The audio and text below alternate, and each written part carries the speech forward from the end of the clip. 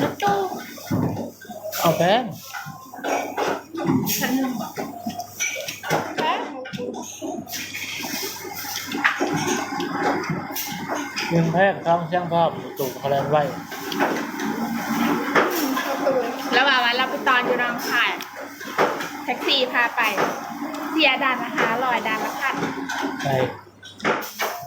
บำบัดนะเสียเป็นพันมันนะเคยไปตรงไหนตอนมันอยู่ที่ฉันนำไปตอนอยู่รองคายแล้วมันนั่งแท็กซี่ไปแต่มันไม่นะการนั่งพันไม่เคยเอาเป็นพัน300รับเสีย200บางทีมันรับเสียเป็นพันเพราะว่าคนจนเที่ยวน้ำคายยังดันในจนทำตีนคอยมันเป็นหอยไปแล้วถ้ามาเฮาบ่เคยยังว่ายัง300มันนานไปกับตะคือเขาไปบัลลังก์500บัลลังก์ปัญหาไปยังมีนะแต่ละ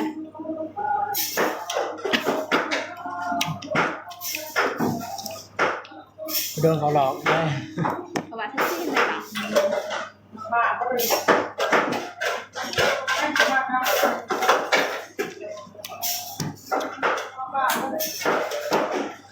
เราเคยมากนั่นแหละ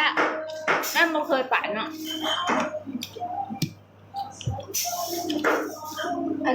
ทางไทยไปรถไฟเราไปผู้เดียวแล้วที่มันบัตรละระวังย่านในรถไฟไม่อยากใครชิมพบัตรเนี่ยชิมไหมเนี่ยเราไปจ้าเราบอกไปบุหิเพราะว่ามันก็ไม่ได้งานเขาจะเอารถตัวนี้เขารักเด็ก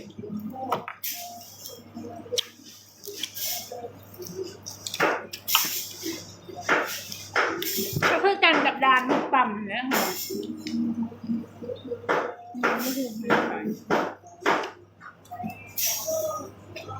เดี๋ยวคือเขาออกมาแล้วมีมูไปเธอหนึ่งเลยมันบริเนีย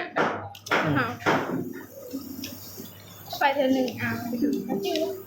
ไป